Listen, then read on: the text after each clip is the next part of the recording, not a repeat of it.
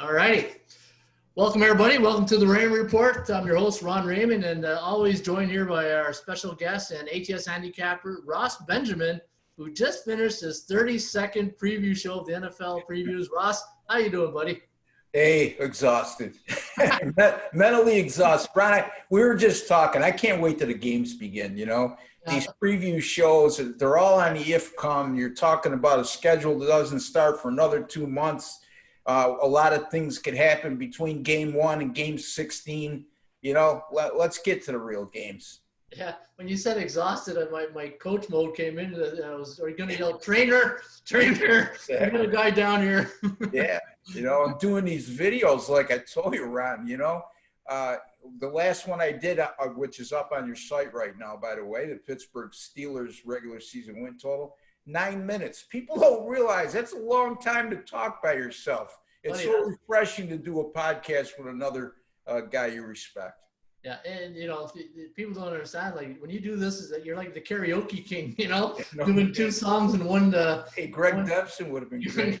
Nick Danger, aka Nick Danger. That was his stage name when he told me. Is that what it was? Yeah. Yeah, and him in that picture that looked like he was Clark Gable.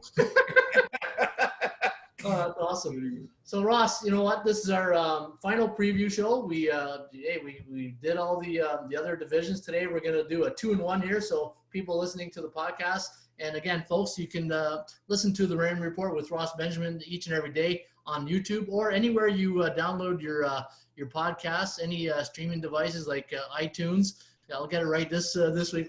Sometimes when you're just motoring through the end of a week, you're just bumbling your words. Like last week, I couldn't get the Apple's iTunes out. But Spotify, iHeartRadio, and anywhere you download your Stitcher's a new one that I didn't know about, but here it's pretty popular. And YouTube, right? Ross, and where can people find you, Ross Benjamin of Benjamin Sports? You can find me at rossbenjaminsports.com, just the way my name is spelt, with sports, all one word, sports being plural.com. And there you can find, you'll see right at the top of my page, the latest Raymond Report podcast with me and Ron. Also all of my videos from my YouTube channel. And again, you can find our podcast either at my YouTube channel, which is osga.com, or you can get it by going to the Raymond Report YouTube channel. So that's either OSGA or the Raymond Report as far as YouTube channels go. And Ron, I really suggest all the people subscribe to the channel. It costs you absolutely nothing. You get notified right away whenever we put something up. And if you like our video, which I hope you do, if you've been watching right along, give us a like. It's just an encouraging note. Yeah.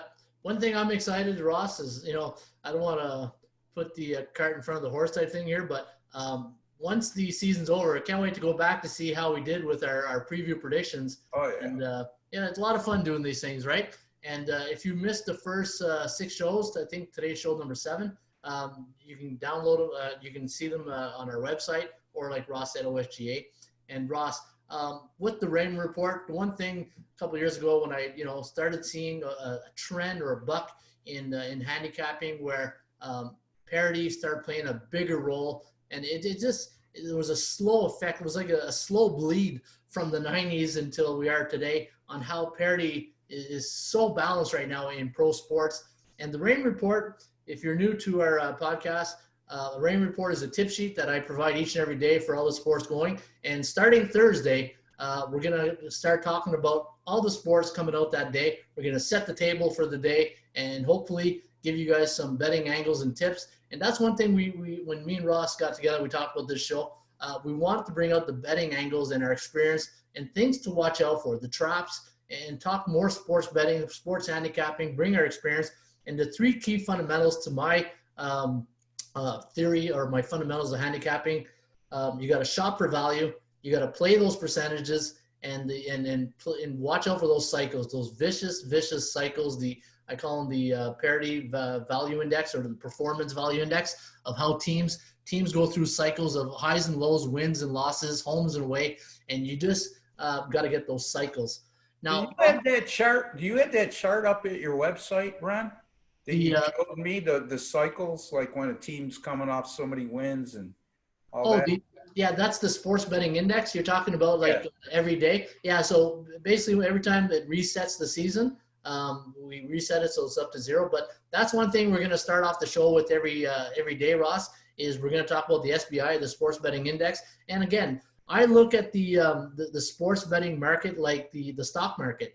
I got to see what the bookmaker sees, and like you say best, right? Think like a bookmaker, and you know, at the end of the day, well, there was one thing I said. You want to think like do you want to think like a better, or do you want to get autographs like a fan, right? You want to make money, or do you want to get autographs? And that's how you got to take your handicapping serious and towards your handicapping. And what we're going to do every day is we're going to look what the market needs and see what came in the day before, the 3-day average, the 7-day average, the 1-month average, and then see exactly what's coming in, favorites, underdogs, total, high, over, or unders. And it's going to be a fun event to go through each and every morning. Now, Ross, Sports Handicapping 101 is the Raymond Report. What we do here, we always like to pay a little bit of tribute and respect to the past of people who started this industry and the online industry. And before the last couple of shows, we talked about some of the people we respected. And one thing we've always done on this show is we give a tip. And you're going to kick it off here. Well, actually, I'll kick it off, and we'll lead into yours after with the NFL, because mine is, again, yeah, it can go NFL, but I'll just get it over with. Rule of thumb of parlay betting. Now, Ross, I don't know if you're a big parlay better. I dabble in once in a while, and people, a lot of people say parlay betting is a sucker's bet. I don't agree with that theory, because to me, parlay betting is one of the best ways to hit a nice jackpot. It's like buying a lottery ticket sometimes, right? If you're going to bet like many games, like 5, 6, 7, 8 games in a college football. And to me, I have a system. And if you just stick to your system, it can pay off. But one of my rules of thumb, Ross, is this. If you're going to bet a parlay, and a lot of people do this. I see this on Twitter a lot, or Facebook. People do this. And it's big on Monday nights. I don't know why, but Monday night, people love to bet the side and total of the same game. Now, if you're going to do that, what I recommend is, if you like the favorite, take the over. And if you like the underdog, take the under. And the reason why I say that, Ross, and the audience listening today, is that if the favorite falls behind in a game, let's say I take the underdog and the under, and the underdog falls behind, the favorite falls behind, and next thing you know, it's 21-7 at third quarter, and the favorite just pooping to bed all day. Well, your chances of and let's say they're a 10-point underdog, well, the chances of that favorite scoring 21 points in the fourth quarter is pretty rare. And then the longer the underdog can keep that offense off the field, it has a better chance of covering and keeping that total under. And the opposite is true with the over. If the favorite really, sometimes you see a game over at halftime. Sometimes the over can be done at halftime, and those are the best bets, right, Russ? When you're at halftime and you've already collected, and it's just else like. Put your, kick the slippers off and then looking back and just watch the rest of the game, right? So that's my betting tip here today, Ross. My rule of thumb of parlays: if you like the over, if you like the favorites, take the over, and if you like the underdogs, take the under. Could I just interject here along those lines? Sure thing. I came up with a nice theory. I'm not a parlay bettor, but I do have a theory on college football two-teamers, okay? And this is the way it operates. If you find a game where the point spread is 33% or better than what the total is, I always take the favorite and the over, and then go to another sports book and take the underdog and the under. Okay. And it's amazing. So, for example, if you put 100, say Nebraska's playing East Missouri State. I'm just throwing that out there hypothetically. And Nebraska's minus 20, but the total is only 60. So, okay. It's 33%. So right. you would then go Nebraska minus the 20 and over 60. You go to another sports book, take Southeast Missouri State plus 20 and under 60. You put 100 on each, for example, and if one of them hits, you're collecting 260 and you lose 100 on the other, you make a profit of 160. It's worked awfully well for me over the years. I do it in little smaller increments just for fun, because over the course of the season, believe it or not, in college football, you run into a lot of those situations because of the parity, right? Lack thereof parity. So anyway, I That's just got to great. throw that Yeah, out. I love that. That's awesome. Yeah. All right, Ross, I'm going to share with the screen here with the audience on your tip. And I'm just going to bring this up right now. Just let me know if you see this in about 2 seconds. And this is it here. There. You see that? Yes. Okay, here we go. So you're talking about Thursday night trends, right? Yep. Well, in the first one, it has specifically to do with Thursday night home teams playing on a Thursday night in their season opener. Okay. The NFL started this practice back in 2002.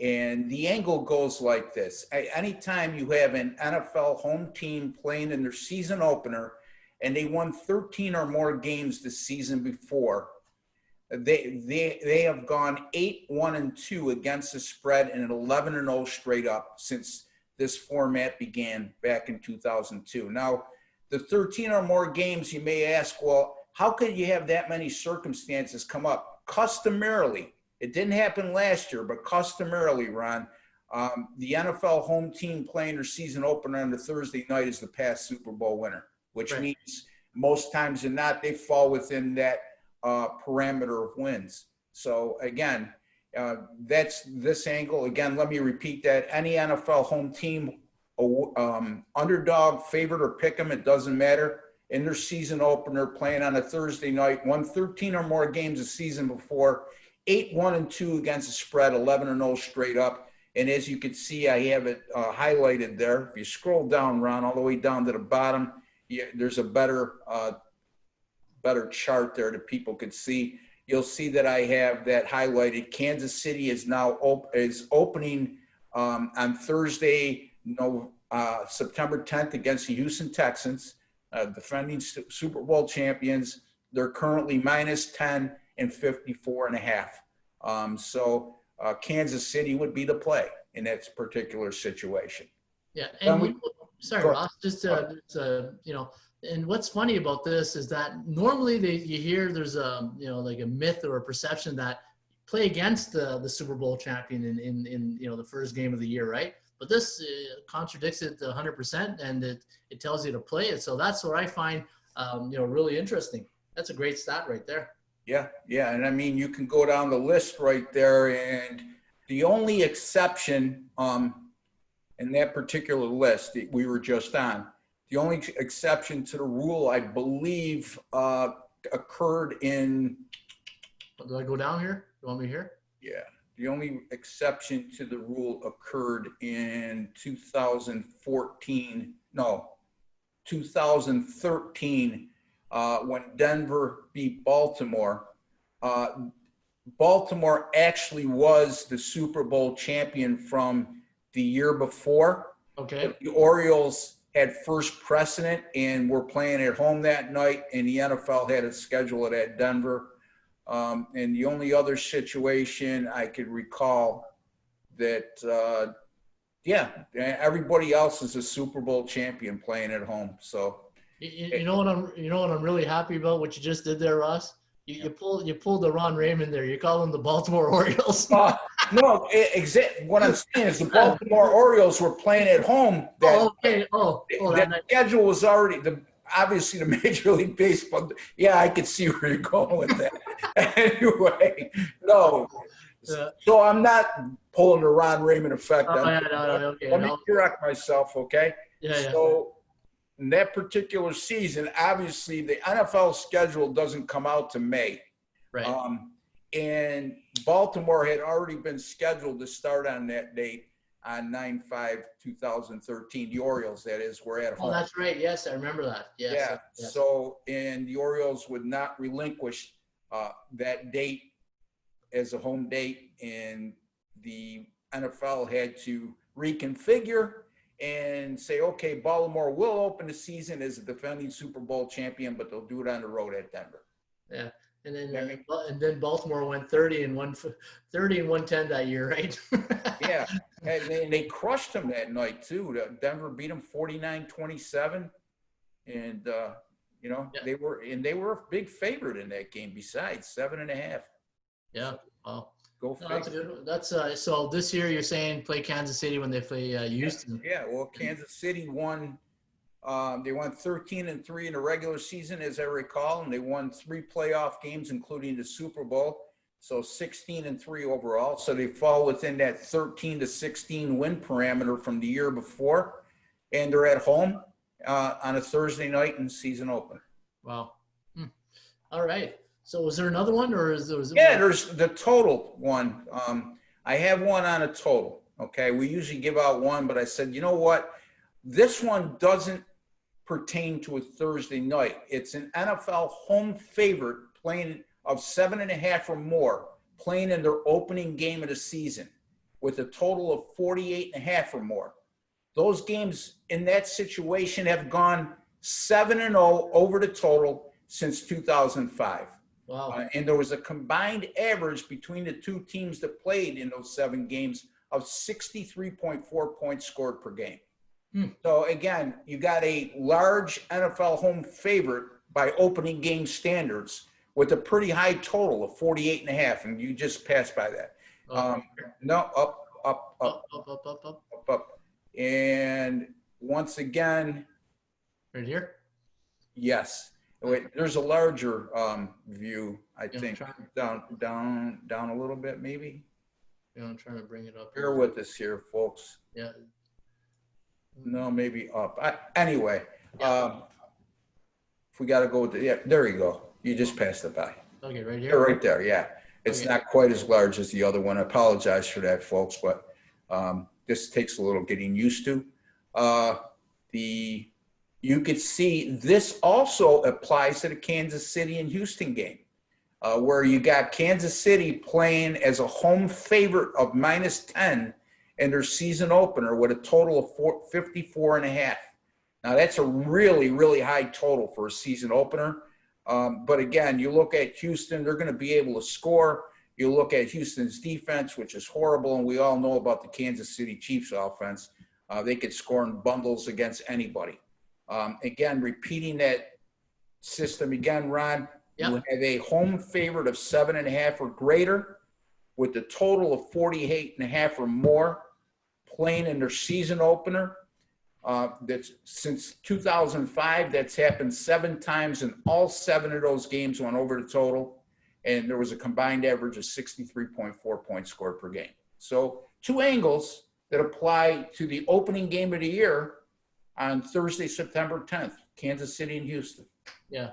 And looking at some of these teams in the past, Ross, like New Orleans, you had Drew Brees. Denver in 2014, that would have been Peyton Manning, I believe. Philly, don't know who the quarterback in 2014 would have been. But, the one thing that stands out is great quarterbacks, right? Put some points on the board. But, no, that's a great stat. Kansas City, and it falls right into my trend that we talked about earlier with the rule of thumb. If you like the favorite, take the over, and it falls right into that, right? Yeah, New Orleans was on. As a matter of fact, New Orleans played 3 in 3 of those 7 games, all with Drew Brees. Wow. So look, if you go through that list, you'll see there was some pretty good quarterbacks that played in those season openers. Yeah, New England, Oakland. So that must have been Brady. New Orleans, Denver, Philly. I don't know the Philly quarterback. Yeah, I mean, Oakland back in 2005, I think might have been Rich Gannon back then. That's the year they went to the Super Bowl, I believe, and lost to Tampa Bay. Houston back in 2006, that would have been, boy, oh boy, that's a good question. They've had some good quarterbacks in Houston too. But in any event, Ron, it's something, these are examples of what we both look at. It's the numbers don't lie. Oh, absolutely. I'm Googling it right now as we speak. Yeah. Because if not, it's going to be in my mind all the whole show. And it sort of goes hand in hand what you just opened the show with, playing the favorite. The larger the favorite, most times than not, the total is going to be somewhere in the mid to high 40s. Right. The majority of the time, it's not concrete. But it goes hand in hand to what Ron just said about home favorites and overs and underdogs and unders. So according to Google, you had Sam Bradford and Foles there too. Yeah. So I'm trying to see if there's any. That was most likely Sam Bradford in the opener. Yeah. So no, awesome trend there, Ross, and hopefully the people who are listening today will remember that come Thursday night, the first NFL game of the year, and hopefully it's a nice dry night in Kansas City. We know one thing: hopefully there won't be no snow to slow down that all. And if I could say this, Ron, that doesn't mean that's the picks I'm going to make. It's just an like Ron says, the key word indicator. Okay. Yep. Then you go from there. Now, most times than not, if the indicator shows me that and there's other stuff that overrides what the indicator is, most times than not, I just will stay away from the game. And again, folks, that's another big thing, Ron. And this goes out to the listeners. Just because there's one game in a night, a Thursday night or Monday night, doesn't mean you have to bet it. Okay. No. What I always say is if I took that Thursday game and put it on the Sunday card, or I took that Monday game and put it on the Sunday card, would I use it?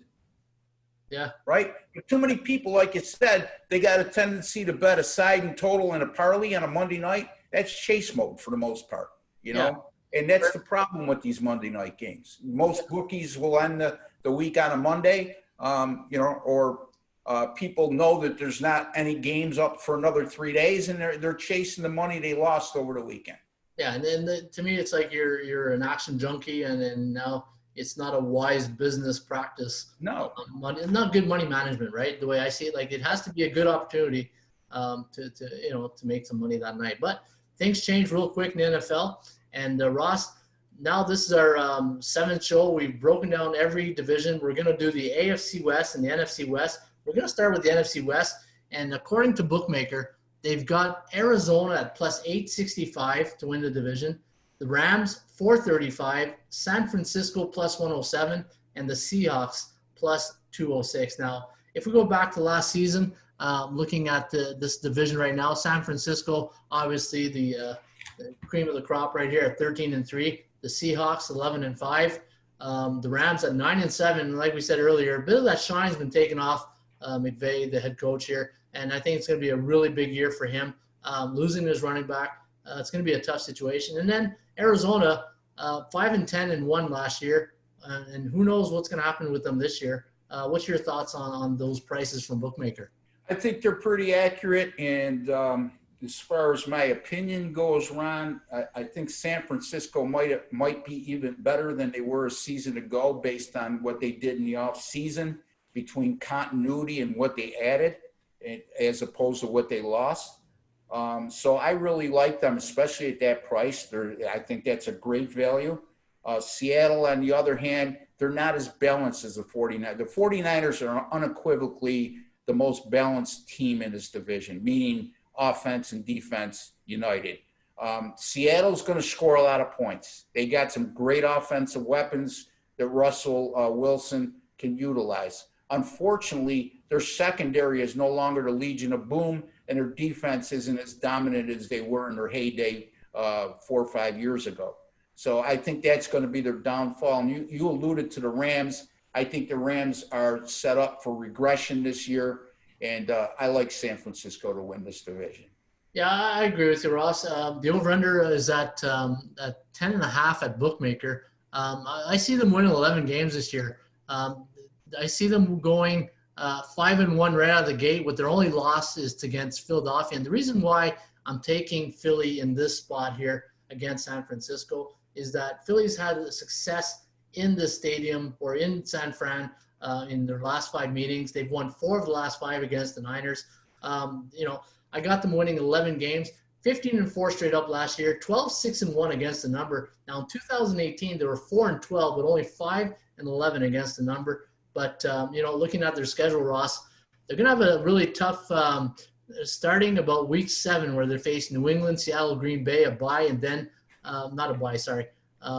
New Orleans, and then they're bye in week 11. So, hey, there's a price to pay when you win Super Bowls, right? normally. But the schedule, you would think it'd be tougher, but they're facing the NFC East this year, I believe, or no, because I see Dallas in there. Maybe that's what I was thinking. Yeah, they're facing the NFC East. They're at the Giants in the third week. Okay, that's right. So, I got them winning 11 games. What do you think? Yeah, I got them at 12, okay, but we're in the same neighborhood. I think I love them over 10 and a half. And again, getting back to Seattle, one of the big assets they've had over the years is home field advantage. A lot of people will tell you, a lot of experts will tell you, they probably have the strongest home field in the NFL because of crowd noise. That's not going to exist this year either. So that's another factor to consider when you're talking about Seattle this year. Yeah.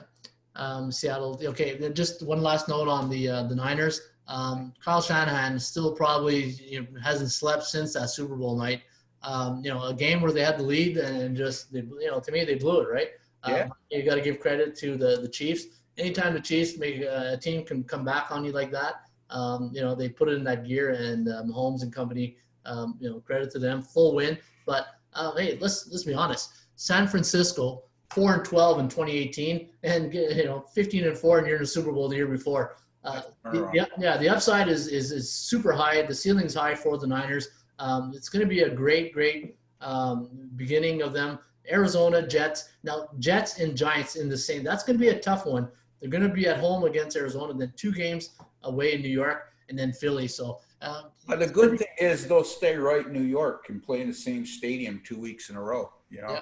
So there you go. It's not like the Jets and Giants are projected to be good teams this year either. Now, you talked about the Seattle Seahawks here. Pete Carroll still going strong. He must be close to 70 now. And, Pete Carroll, players coach, high energy. And it's just, you love seeing him on the sideline, and it's infectious when you see that, right? And me as being a coach, seeing a guy like that and just loving the game. You stick around football that long, it's not because, you love your job. You love the game too, and you love your job too. But now Seattle 11-5 last year in the division. They went 8-2 against the number. Not a good point spread number, Ross. But you know what? At Atlanta, out of the gate, then New England, Dallas. The bookmakers have got them at 9.5. What do you see them at here? I see them winning about 8 games. I do. I think that what's going to happen with Seattle, they're going to be you could bet your bippy that there's going to be a lot of high totals in Seattle games this year. Really? If you can catch them where they're below 50 early on, I would look at the over again and again and again as an indicator. And quite simply, like I alluded to before, not to be redundant, this is a team with pretty good wide receivers and an excellent quarterback and an improved running game. So they're going to score some points. The problem's going to be, you look at their defensive statistics from a year ago, Ron, and near the bottom of the league. Specifically, they had a difficult time stopping the pass, and I think that will be a difficulty for them again this year. Yeah, and it's a bit different from what they're used to, having a good defense up in Seattle, right? Pete Carroll, that's what he's known for, his defensive mind, and it just seeing a team that's not going to have a good defense, and a Pete Carroll type team is something that you don't say much often. But you know what, Ross? I disagree. I think the schedule at Atlanta, and remember we talked about that game, Week 1, Seattle. If you recall, that not a good Week 1 division, Week 1 team on the road. I forget, it was 1-6 or something like that. Yeah. Then I got them winning at home at New England, then Dallas, then at Miami. I lost to Minnesota before the bye, and then they got Arizona, and then they're at home to San Fran, and then I got them 2 losses at Buffalo and the Rams, and then let me see here, Arizona. I got them winning 11, and maybe I got to rethink this or look this, but I'm going to stick with my guns here. They got a Monday nighter at Philly, and they've done well at Philly, 6-1 straight up and against the spread in Philly since '89. So. I think they got a favorable schedule after that Monday night, the Giants, the Jets, Washington. That's a pretty soft schedule. And the Rams, like, the jury's out this year with the Rams. So I got them winning 11. Maybe I'm wrong, but that's my call, and I'm sticking to it. Yeah, well, you made a strong case, and you can make a strong case for that. Again, I have a hard time pulling the trigger on a team winning 10 or more games that played defense the way they did a season ago. Yes, they won 11 games, but again, sooner or later, if you don't play good defense, you're giving up a lot of yards and points. It's going to catch up to you. Yeah. So, but it can go either way. It's one of those. You're either going to look brilliant or pretty stupid making a pick on them going under. This is why I said right at the beginning of the show, it's going to be nice to come back and look at these films at the end of the year, see how we did with our predictions. And my only concern, though, if there is one concern, is if hopefully nothing happens to Russell Wilson, but if Geno Smith has to be the guy, it's a totally different Seahawks team, right, on offense. And Russell Wilson's been pretty durable, and he's still quite young. People don't realize that. This is a guy who's been starting since he came out of college. Yeah, so, absolutely. Let's hope that doesn't happen. That's not good for the game period. No. You know what? The NFL, every sport wants their stars to excel, and they want to be seen. Now we're going to go right to the Rams here, Ross. The Rams are a funny team here, and we talked about this at the beginning of the show that Sean McVay, some of his shine is starting to, it's not as shiny. That new toy you got wasn't as shiny as it was when you got out of the wrapper. But this is going to be a really challenging year for him. I remember watching him at a coach's clinic once.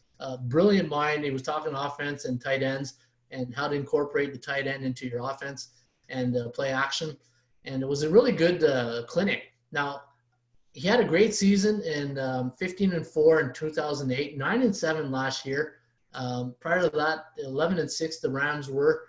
I don't know if he was there in 2017, but 4-12 in 2016 and 7-9. So we're looking at the progression of the Rams from 2015. A bit of a hiccup last year, not a major hiccup. You're still respectable. You're still, in above 500. But you're in the bad news is you're playing in a tough division against the 49ers and Seahawks. For us, the bookmakers have got them at 8.5 wins. I got them at 7 wins. What do you think? Yeah, he's been there since 2017, so his record's pretty good. McVay, I'm referring to. I got them going under that number, Ron.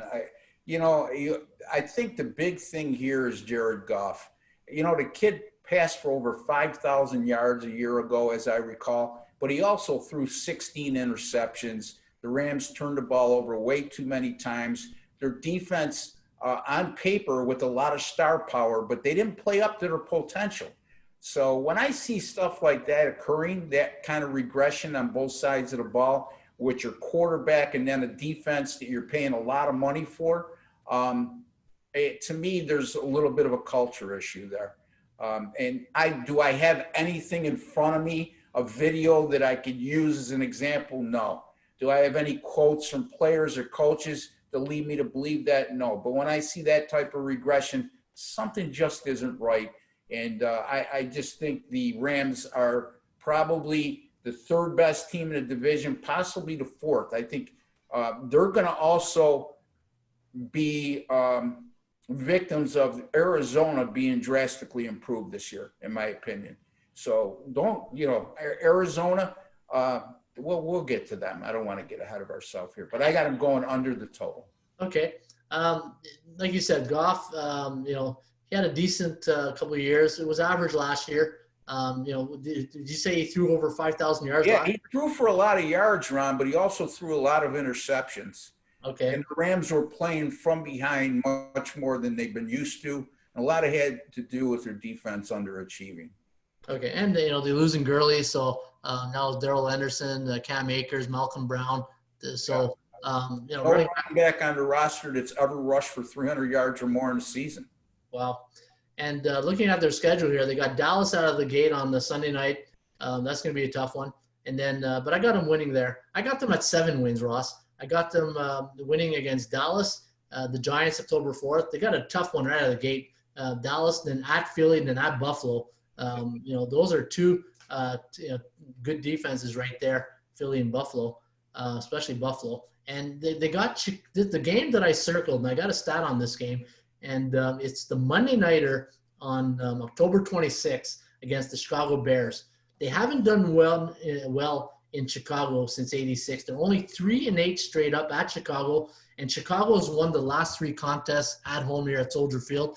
And I think this is going to be a really tough game for the Rams. And sometimes you got to look for weaknesses in the schedule, and that's one game that I've penciled in right now. The Rams and the Bears. I would keep an eye on the season opener. It's one of those anti-perception plays, possibly. Dallas is right now is a 2.5-point road favorite at the Rams. And when you have a team that won 8 games or less, like Dallas did the year before, and they're playing an opponent on the road, and that opponent who's playing at home won 9 or more games, and they're the favorite. I mean, stop and think about that for a while. That's a contrarian type of thought process. Yeah, 2.5 points, eh? Yeah. Wow. Is there a total on that game? I'm sure there is. I just don't have that in front of me. No problem, buddy. All right, so we both agree here. You like it under. I like it under. So you know what? I think we agree on almost everything except for the Seahawks. So that's doing a show like this, we don't want to agree on everything, right? Yeah. People think we're a married couple or something. What's he saying? No kidding. Yeah. Thank God I've been through 2 marriages, Ron. You'd be in bad shape, buddy. Anyway. That's funny. What is the regular season win total again? On Arizona, it's 7. It's and you know what? Sorry, I'm ahead of here. It's 8.5. I got Arizona's at 8.5. Are you sure? I'm sorry. Rams are 8.5, and Arizona's at 7. Okay. Yeah. So I like Arizona. I actually like Arizona to win 8 games this year. I do. You look at Kyler Murray. Go ahead. Let's get right into Arizona. Yeah. Go ahead. You can lead. Yeah. So Arizona, we got them at 7 games here. 5-10-1 last year, Ross. So I've heard you talk about them before. I think you're really high on this Arizona team, and I don't see it.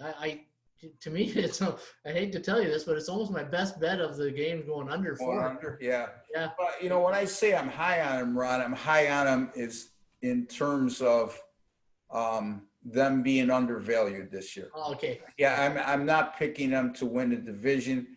I'm not picking them to, I could see them finishing second in this division. I really can. Only because the rest of the division is mediocre, Right. other than San Francisco. Yeah. I love Kyler Murray. I think he's a good young quarterback. He showed a lot last year, getting thrown right into the fire with a losing team. He put up very respectable numbers for rookie year, Ron. Also a good running back in Kenyon Drake, who came over from Miami in mid-season. In 8 games, he rushed for over 600 yards.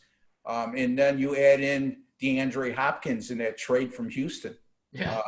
So they're going to be able to score along with Larry Fitzgerald. The defense is going to be the key. If the defense can improve, this team can win 8 games.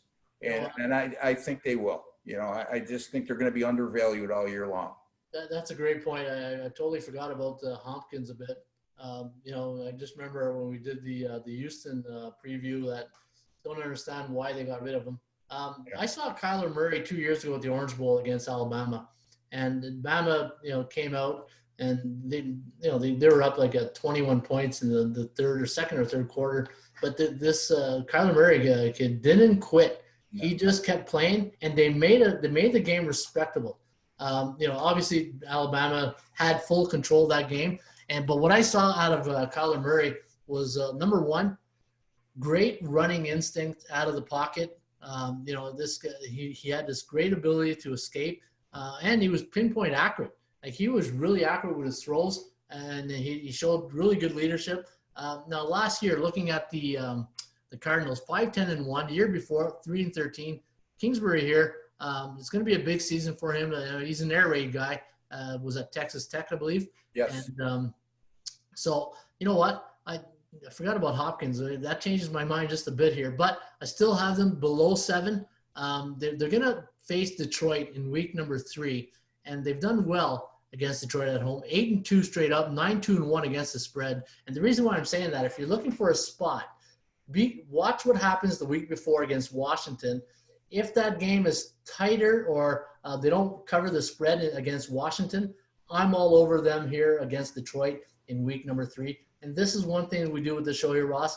And we try to look for spots and weaknesses in the schedule from a point spread point of view to bring to our listeners, so that way they can circle the game. Well, you know what, Ron? We're going to know if Arizona's going to have a shot of going over that win total probably by week 6. I mean, after opening at San Fran, which they'll be hard-pressed to come away with a win there, I'm going to give them a loss there. But then they followed up with Washington that won, I think, 3 games last year, Ron. Yeah. The Giants, who won 4 games, or excuse me, Detroit, who won 3 games they won 3 games last year. Carolina, who won 5 games last year, and the Jets that won 7 games last year. So that's a nice stretch of games for them in terms of being all winnable contests. And they need to come out of that first 5 weeks at least 3-2. Yeah, I agree. And, you got to beat the beatables, right? Especially at home. You can't lose your home games to teams that were below 500 in the standings last year or below your record last year. And Washington, Detroit, then had 3 road games. There's your 3 road games tip there. I don't know if it falls into your system that you talked about there a few weeks ago. Yeah. But again, the meat of the order here that they're going to struggle is I got them after week 11. They're at Seattle, at New England, home to the Rams, at Giants, Philly, San Fran, and Rams. So a lot of division games near the stretch. But I got them at 4 wins. But you can talk me into maybe a couple more. But I still think this is the best bet for me to be under Arizona under. And hopefully everybody stays healthy in Arizona. Now, looking at the AFC West, Ross, keep the best for last. And what can you say about Kansas City, Patrick Mahomes? 12-4 straight up, 14-5-0 against the spread.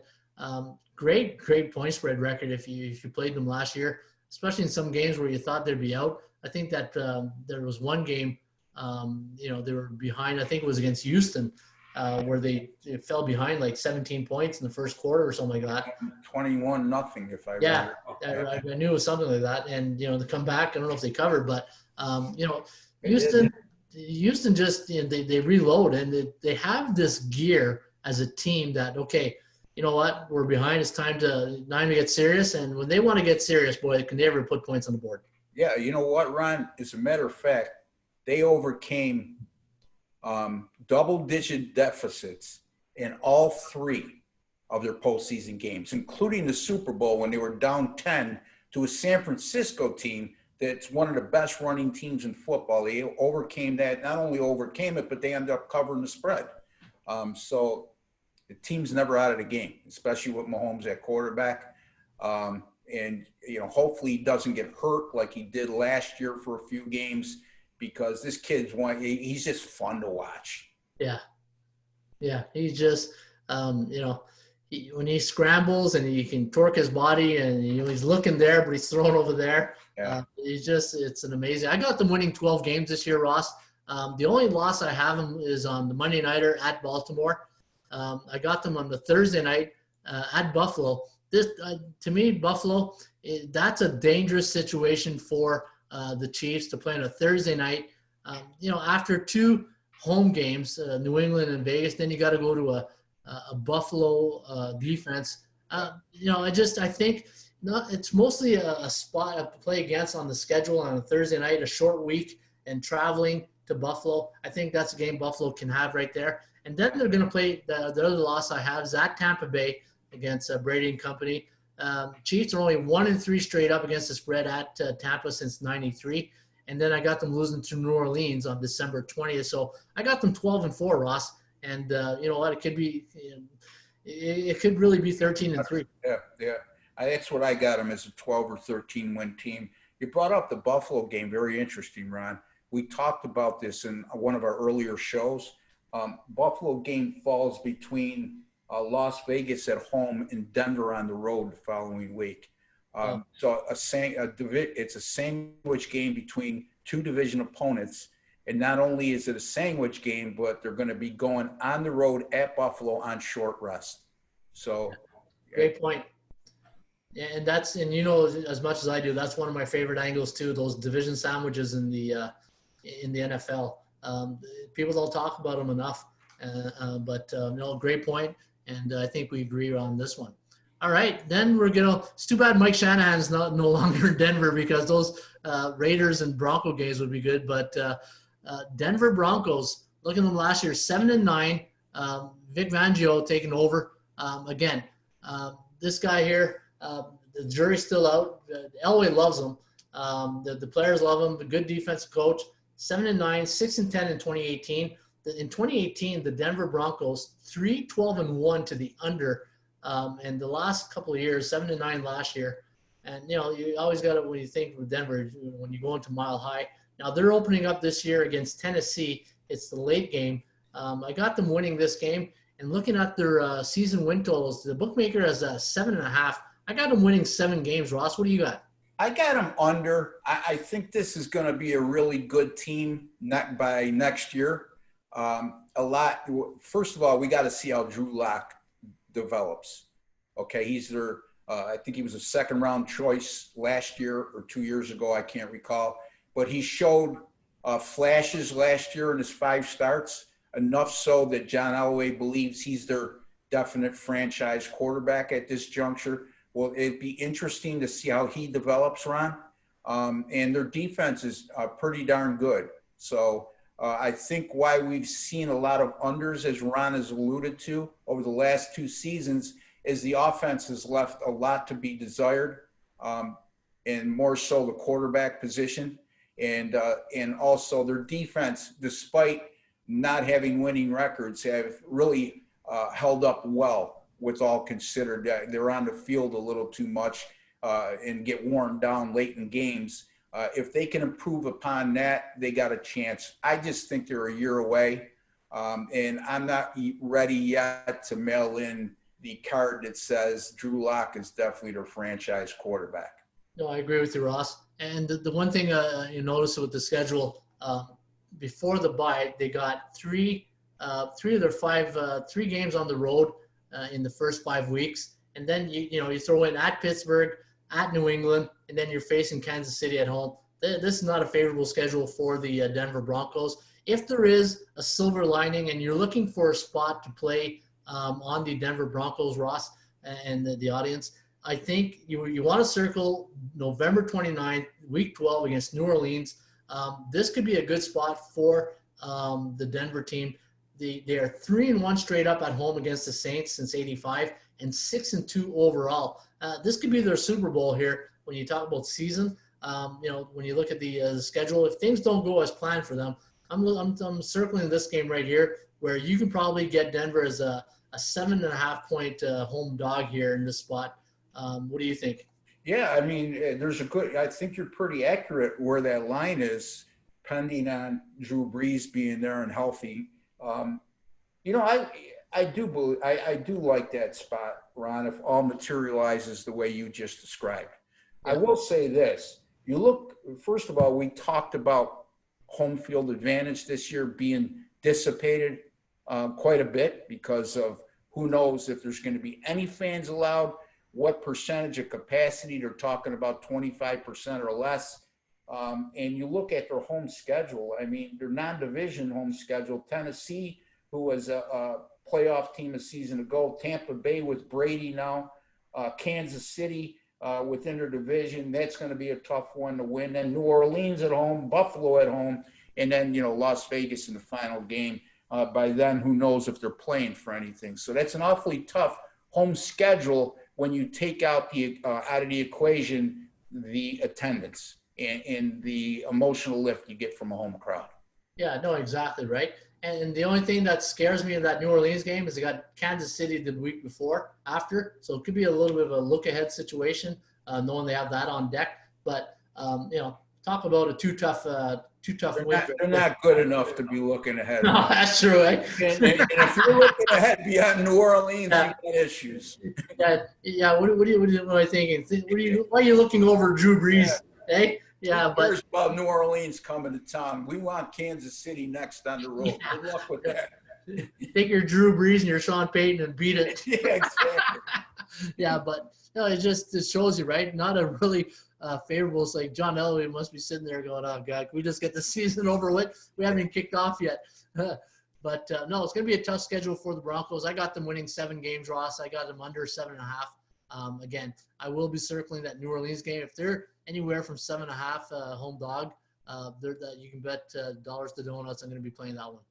Yeah, and it depends on where they are at that point of the season. I mean, if they're in a position where they could still post a winning record or even contending at that point for an AFC wildcard spot, that could be a good spot for the home underdog. Again, that doesn't mean you're picking them to win. You're getting better than a touchdown in that game.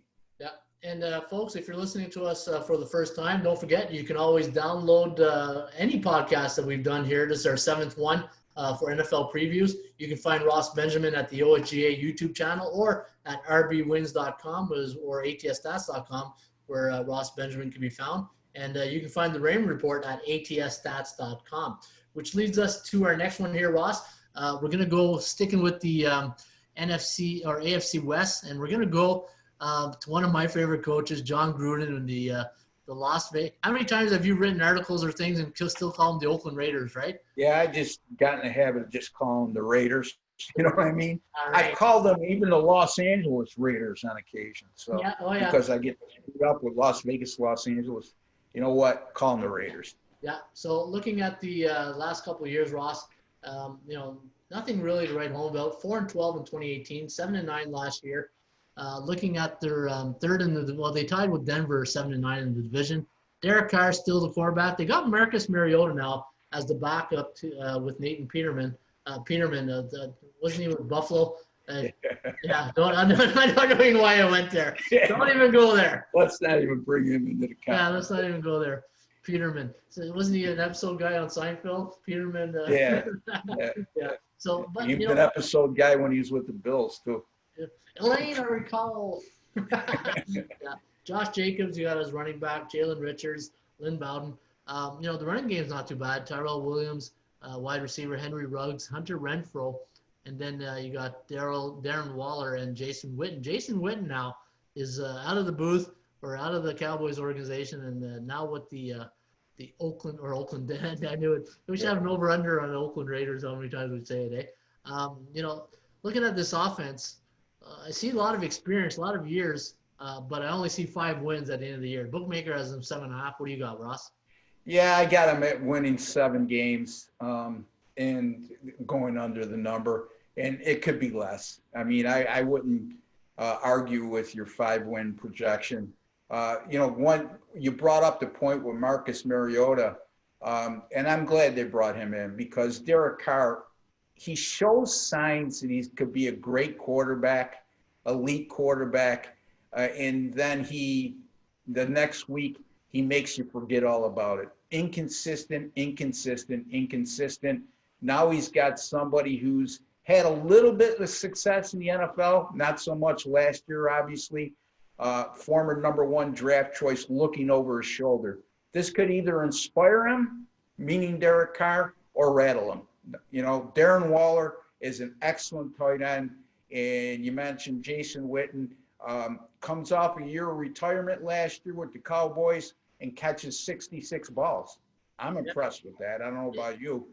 So you could do a lot worse in the second tight end than Jason Witten.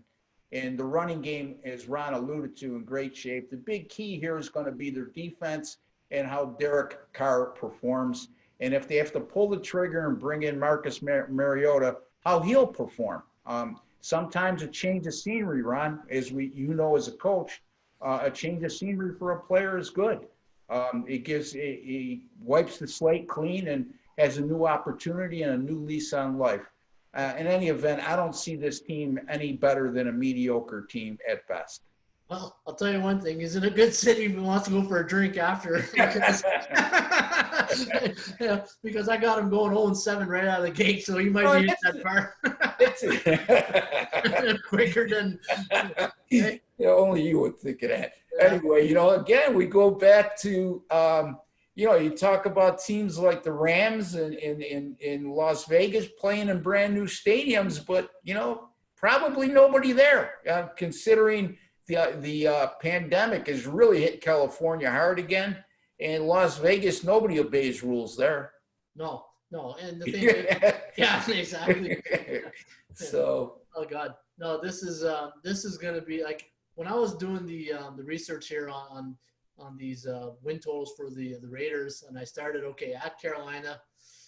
I like Teddy Bridgewater here. Then New Orleans, New England, Buffalo. I'm like, oh God, help me! Where am I going to give them a win here? Yeah. And then Kansas City, and then Tampa Bay, and then Cleveland, and then I gave them their first win in Week 9, or their 8th game against the Chargers. So I got them going 0-7 right out of the gate. I don't know where they're going to get that. If they get a win, hey, you can always get a win.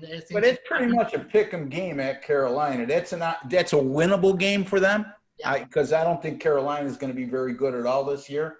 If they don't win that game, it's going to be a long road. Like you said, New Orleans at New England, Buffalo, Tampa Bay, Kansas City. At Cleveland, that's tough. I remember listening to the old Vegas radio. There used to be this great commercial. Don't walk to the Stardust, run to the Stardust. And I think Jason Witten might be doing that after a few games.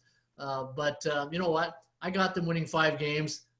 In their second last game against Miami, I was going to give them a win, but then I saw their record against the Dolphins in Miami. 3-7 straight up. Against the Raiders at home. 3-7 against the Fish, and Miami has won the last 3 versus the Raiders in Oakland or wherever they are. But you know what? I got them at 5 wins, and it's and it's too bad for John Gruden because just like he says in Hard Knocks, give me 2 if you're with me, right? And he says knock on the table. You ever see those Hard Knocks things? Yeah. I briefly. I wasn't crazy about the series, but anyway. Yeah, give me 2.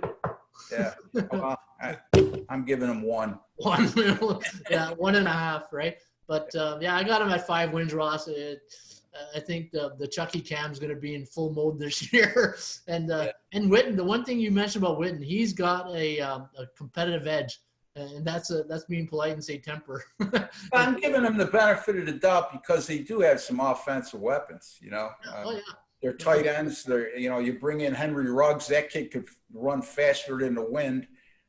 Good deep threat there. Derek Carr shows signs, like I said, at times of being a good quarterback. Now, if he craps the bed, for lack of a better phrase, you got a former number 1 pick in Marcus Mariota that can come in. Defensively, they just can't stop anybody. That's part of the problem. And we'll see how they start. Like Ron just alluded to, worst case scenario, it's not out of the realm of possibility they lose their first 7 games with that schedule. Yeah.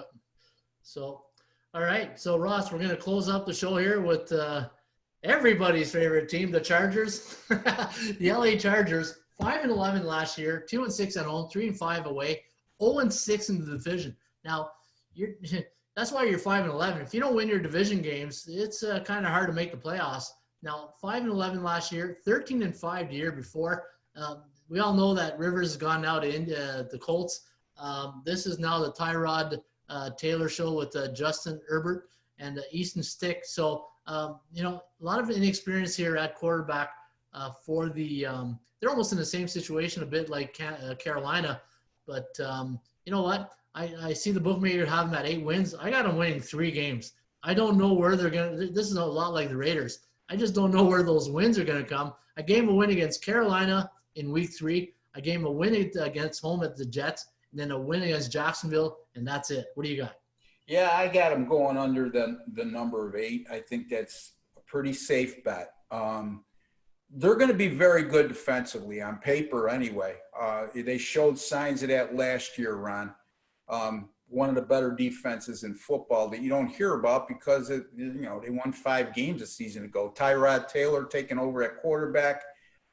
We know as following the Buffalo Bills for years, he had some decent seasons in Buffalo, but you're just not going to win big with Tyrod Taylor. He needs the defense. The one thing I will say is when he had a good defense in Buffalo, the kid managed games very well. If you want a quarterback that's going to play it safe, manage a game, and not turn the ball over, and on occasion run for a first down on 3rd and long with his legs because he's so mobile, Tyrod Taylor's that guy. But if you want a guy, when you fall behind, it's really frustrating with this guy because he tends to check the ball down way too often, not take risks. He has a hard time because of his height seeing over the middle of the field, Ron. So, yeah, I mean, not to get off track here, I like the Chargers to go under the total 8. You know what, Tyrod Taylor, man, I'll tell you a story. A couple of years ago, I went to a Bills game, told my wife, this is the next Michael Vick, same school, Virginia Tech. Loved it. I said, I'm going to get his jersey, buy his jersey. Next thing you know, he's traded. I'm going to my wife, what am I going to do with this jersey now? I got a Tyrod Taylor jersey. I was so pumped when he was in Buffalo. And, man, it just crushed me. Remember the first year he was there, they had that quarterback battle with the 3 quarterbacks, and nobody was picking him to be the starter. And I said, look, people are going to think I'm nuts, but I like Tyrod Taylor to win the job. Sure. You know, and he did. And you know what? Buffalo made the playoffs in the first year with him there. Yep. So he did an adequate job. Let's not say he's not Nathan Peterman by any stretch of the imagination. He's very mediocre. That's the best description I can say of Tyrod Taylor. So I got him at 3 wins here, and they're playing Miami on October 25th. And it was a game I thought they could win until I saw what their record was. They're 1-7 straight up at Miami since '88. So Miami could be a tough game for them there, but I have Miami winning that one. Again, I got them winning all home games.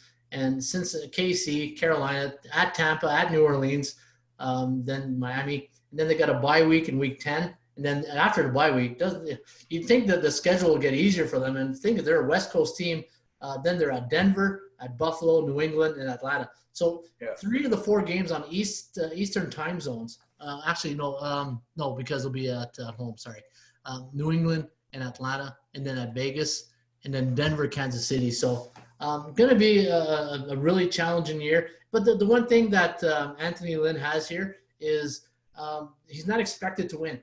And just go in there, like Bill Belichick says, everybody do their job, and let's where the chips fall where they may, and see what happens, right? And that's the beautiful thing about the NFL. They're all professionals. Anything can happen. Injuries can happen.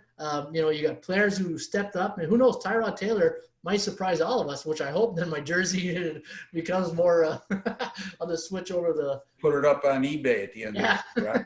But no, hey, we wish him all the best. But I got him at 3 wins. And and if I could add, another team moving into a brand new stadium, SoFi Stadium in Los Angeles, and not being able to take it. Now you would say not being able to take advantage of the home crowd, but if you remember last year, they played in Carson, California, which housed the LA Galaxy of the Major League Soccer, right. And they had a capacity of 25,000. Now, yes, it was packed every game, but you know who it was packed with? Mostly visiting fans. Yeah. They moved from San Diego because they couldn't get the stadium situation fixed, and they go to Los Angeles now. I feel sorry for the Chargers because they're going to be second fiddle to the Rams. It's not like the Giants and the Jets who both have their fair share of fans. I mean, the Rams started in Los Angeles before they moved to St. Louis and came back. So there was always been that contingent of Rams fans, and the Chargers. You can make a case. Well, yeah, they're not playing. They're not going to have any home people or home fans at a brand new stadium. But you know what? They're used to not getting any support at home. Well, and we'll close it out on this. The old saying, right? Be careful what you wish for, because if you might think the grass is greener on the other side.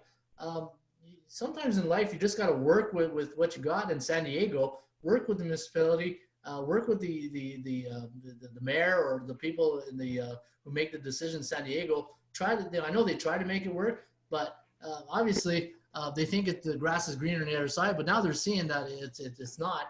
And, I hate it. I don't like it when I see a team leave city, right? Because you got young fans that they grow attached to their team, and next thing you know, they're gone, right? Yeah, So I mean, it'd be one thing, Ron, if I could say this. So it'd be one thing if they moved to LA and LA was without football like they were for 20 years, and then you move a team there in that market and you're the only show in town. Well, that's not the case yeah. because, the Rams moved from St. Louis and, they, like I just alluded to, not to rehash everything, their fan base was already there to begin with. The Yeah. Chargers had an uphill climb. I really question ownership and number one, moving the team, and number two, moving them into a market and having to compete with a team that's already been there for decades. So Ross, if the listeners are listening right now, what's one best bet total that you'd recommend right now? Oh, off the top of my head, I would recommend the Green Bay Packers under 9.5 regular season wins because, again, folks, if you look at the Packers that won 13 regular season games last year, and now the bookmakers make them at 9.5 this year, right there, it stands out to me. I'm thinking like a bookmaker, Ron. There's a reason why you lowered how many games they won last year by 3.5 to the regular season total this year. Plus the fact the harmony is not great in Green Bay right now. Aaron Rodgers is still there under contract for another 4 years. You draft a quarterback in the first round in Jordan Love that threw 16 interceptions as a senior last year. That made no sense in a draft where you had multiple wide receivers, the deepest draft for wide receivers in decades coming out in this draft. Position that was a weakness last year. And all the draft choices they had, they did not draft one wide receiver. I like Green Bay under 9.5 wins. That's my best bet. All right, I'm going to go with the Raiders under, I believe it was 7.5. And I got them, again, 5 wins. And if they do come out 0-7, I think when it rains, it pours, it's going to snowball. Derek Carr is not the guy who's going to really, rescue this team. Looking at their backup Mariota, it's funny what happened to him in Tennessee. But again, another Chip Kelly type quarterback or gimmick quarterback. Yep. Sorry? Gimmick quarterback. Yeah, give me quarterback, right? But again, it comes from a system where the spread offense with Chip Kelly, the zone read, that stuff doesn't work in the NFL. Yeah. Once they catch on, I'm really concerned with Baltimore this year with that. I mean, they're a great team, don't get me wrong, but I'm just, having a whole off season now to prepare for that, Ron, as you know, as a coach, makes a world of difference as opposed to you having a week to prepare for it and hadn't seen it before. So I think that offense caught a lot of people off guard last year. I don't think it's going to be quite as effective this year. I think Lamar Jackson's a great player, but I'm just of the school that if you run this read option malarkey on the NFL level, okay, you're not going to, your quarterbacks are going to stand for what the NFL stands for, and that's not for long. Jerry Glanville. Yeah. Yes. So, all right, Ross. Hey, we did it. That's we did a 2-in-1 there for the audience today. The reason why we did 2 divisions today is because now we're going to fall right into our sports season. Hopefully, with baseball starting Thursday night, then the NBA and NHL. And the way we hope to do this is bring a shorter version of the show of the Raymond Report with Ross Benjamin daily here to set the table for the sporting events of the day and give you some leans, some free picks, and things to look out that day, and the betting report of the SBI, the Sports Betting Index, and follow the markets of the industry. All right, Ron, by the way, before we sign off, the Yankees in Washington on Thursday. Yep. Right now at ATSstats.com, I have a 10-star best bet. There's 2 types of bets. I have 5-star and 10-star. My 10 stars, I just upped the ante by 50%, by the way. Okay. Yep. And I have a best bet in that game in Washington, the Washington-New York Yankee game on Thursday evening. Great pitching matchup. Max Scherzer for Washington and Garrett Cole for the New York Yankees. I got to play in that game, folks. Just $40 for that top play. And I ended last year by going 37, I believe 37 and 21 in my last 58, somewhere in that area. It was around 60%. So again, money line betting, right, Ron? Win percentages aren't indicative of how well you're doing. No, exactly. And I do have a play too, Ross, on that the nightcap on that schedule. I got a pick on the Giants and the Dodgers game, and Cueto going up against Kershaw on that one. Yeah. And I do have a play on that one also. And guys, don't forget, you can get our picks each and every day at the atsstats.com website. And hopefully you give us a shot, and hopefully you follow us our podcast, because this is something we love doing for you guys. And again, you can download it anywhere you get your streaming, your podcast, at any of your streaming locations, either iHeartRadio, Spotify, Apple's iTunes, and YouTube, right, Ross? You can find it at YouTube. And right below this video, there's a like button right there. Just click it. It doesn't cost you anything. It helps keep us inspired. Not that we need a lot of inspiration, but it shows a token of appreciation, folks. All right, so that's it, Ross. That's the rain report for today is Tuesday, July 21st. Hopefully you guys have yourself a great Ruby Tuesday. As always, shop for value, play those percentages. We'll see you back shortly with another Raymond report.